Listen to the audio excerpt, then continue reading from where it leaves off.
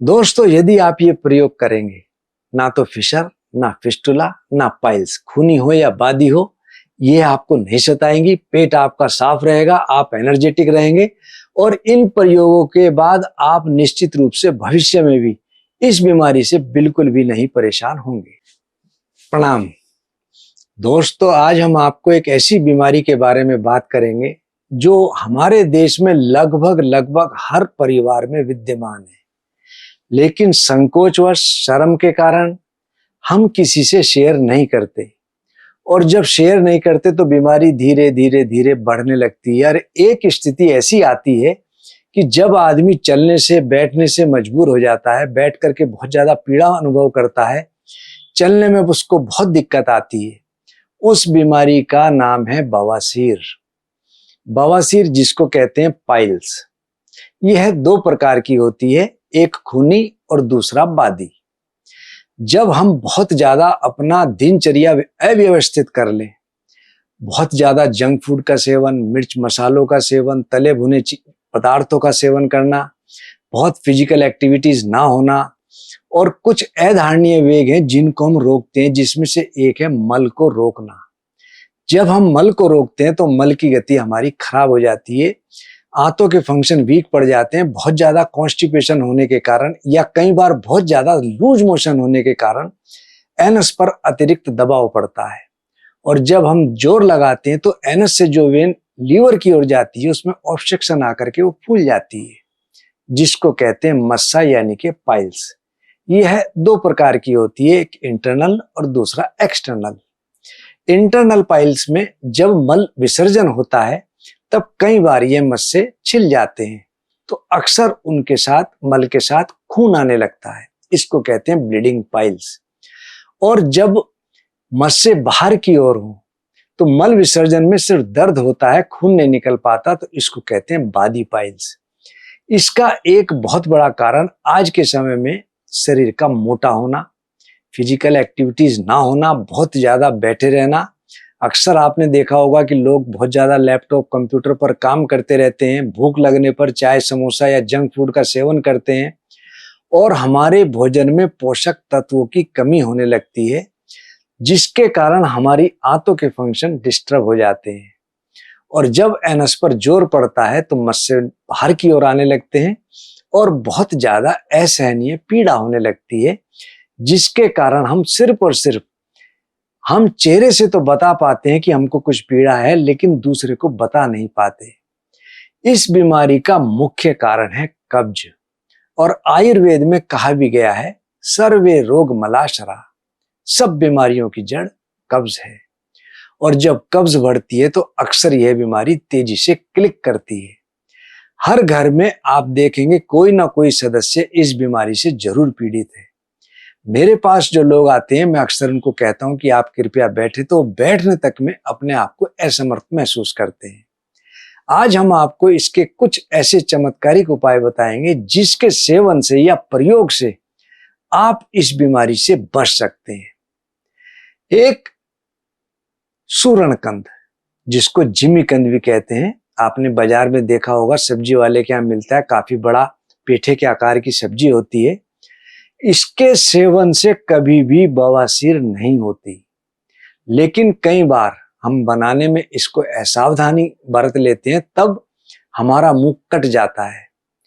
इसको सेवन के लिए सबसे पहले स्टीम से हमको पकाना चाहिए, उसके बाद तिल के तेल में इसको बनाना चाहिए। तिल के तेल की मात्रा भरपूर हो या गाय का घी भरपूर मात्रा में हो, जिससे इसकी कटान की दिक्कत ना आए। जो व्यक्ति जिमीकंद की सब्जी खाकर ऊपर से मट्ठे का सेवन करता रहे, 30 दिन में हर प्रकार की बवासीर उसकी मिट जाती। दूसरा इसका मुख्य कारण है कब्ज। हमको कब्ज ना हो इसका विशेष तौर पर हमको ध्यान रखना चाहिए। हमको हमेशा सूर्योदय से कम 1 घंटा पहले उठना चाहिए और उठ करके कम से कम 2 गिलास गुनगुने पानी का सेवन जरूर करना चाहिए, जिससे हमारा कोष्ठ शुद्धि बिल्कुल साफ रहे, पेट हमारा बिल्कुल डिस्टर्ब ना रहे। पेट हमारा साफ होगा तो यह बीमारी हमको किसी कीमत पर सता नहीं सकती। तीसरा, जो व्यक्ति नियमित रूप से मट्ठे का सेवन करे उसको भी कभी यह दिक्कत सता नहीं सकती। चौथा, हमको अपने खाने में फाइबर डाइट बहुत प्रचुर मात्रा में लेनी चाहिए। फाइबर में पपीता, अमरूद, चोकर, मुनक्का, गुलकंद, इसबगोल की भूसी, इनका प्रयोग हमको ज्यादा से ज्यादा अदल बदल करके करना चाहिए। और दिन भर में हमको पानी कम से कम 3 से 4 लीटर अवश्य सेवन करना चाहिए। और जो व्यक्ति कब्ज से पीड़ित हो, कब्ज के लिए रात्रि में 1 चम्मच त्रिफले का सेवन उसके लिए अमृत तुल्य है। त्रिफला त्रिफला करे सबका भला। और त्रिफले के लिए कहा भी है, हरड़ बेहड़ा आंवला चौथी नीम गिलोय, पंचम मिश्री डालिए निर्मल काया होए। हमारी बॉडी के टॉक्सिन सारे इससे रिमूव होते हैं। हमारी लीवर और हमारी आंत इसको सेवन से एक्टिवेट रहती है। और मूली इस रोग की अचूक दवा है। जो व्यक्ति मूली का सेवन भोजन से पहले कम से कम 1 या 2 मूली चबा चबा करके सेवन करता रहे, उसको कभी ना तो कब्ज होगी ना ये कभी बीमारी होगी।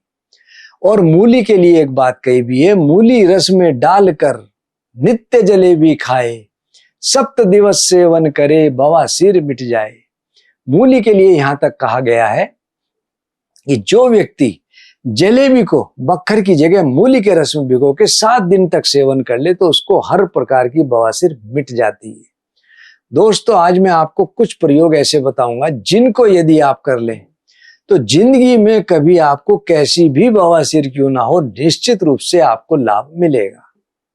आपने कत्था देखा होगा, पान वाले के यहाँ कत्था मिल जाता है, लेकिन बड़े दुख की बात है अब कत्था हमारे देश से विलुप्त होता जा रहा है। उसकी जगह लोग गैम्बियर का प्रयोग ज्यादा करते हैं।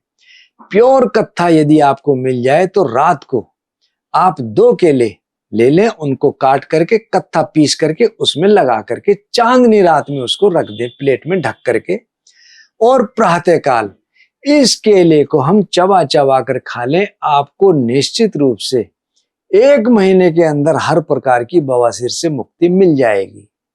और यदि किसी को बहुत ज्यादा खून बवासीर में आता हो, और यह प्रयोग मैं ऐसा बता रहा हूं, या तो आपको बवासीर के कारण खून आता हो, या नक्सीर के कारण आता हो, या किसी और कारण से खून आता हो, या माताओं बहनों में बहुत ज्यादा प्रदर की या बहुत ज्यादा पीरियड की स्थिति बनती हो, ऐसी माताएं बहनें, आपने सबने नारियल देखा होगा, इसको श्रीफल भी कहते हैं। नारियल के जब हम छिलके उतार लेते हैं, आप इसको उतार कर फेंके नहीं, जिसको जूट कहते हैं, आप इसको जला लें। जला करके इसकी राख 3 ग्राम छोटे वाली 1 चम्मच बैठेगी, आप इसको मट्ठे के साथ या पानी के साथ दिन में 2 बार सेवन कर लें। कैसी भी आपकी ब्लीडिंग होगी, एकदम से आपको चमत्कारिक रूप से लाभ मिलेगा। और दोस्तों, ये तो मैंने आपको घरेलू प्रयोग बताए। कई बार यह छोटे मोटे प्रयोग बीमारी की प्रारंभिक अवस्था में अच्छा काम करते हैं, लेकिन जब बीमारी बहुत बढ़ जाती है तब उसको दूर करने के लिए हमको औषध कर्म का सहारा लेना पड़ता है। हम एक दवा बनाते हैं जिसका नाम है बवासीर की दवा।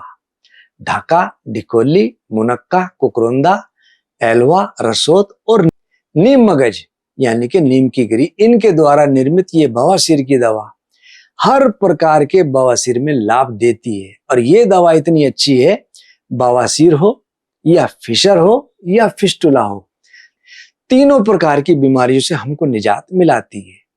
और आयुर्वेद के हिसाब से मैं कहूंगा, पेट शुद्धि के लिए हम एक चूर्ण बनाते हैं जिसका नाम है प्रवाही कहार। सुरसा सिंबा रोहिणी सोना मुखी समान, सीता स्निग्ध बीज हेमत्रय युत शीत नीर पहचान। यदि हम इसको ठंडे जल से या दूध के साथ 1-1 चम्मच या 2-2 गोली दिन में 2 बार सेवन करते रहें, हमको निश्चित रूप से कोष्ठ शुद्धि होती है, बवासीर से हमको मुक्ति मिलती है। और बहुत ज्यादा पीड़ा होने पर हम एक तेल बनाते हैं, बवासीर के मस्सों का तेल। इसको एनस में दिन में 2 बार पिच करते रहें, 4-5 बूंद अंदर चली जाएं तो आप देखेंगे 1 दिन के प्रयोग से ही हमको बहुत लाभ मिलता है।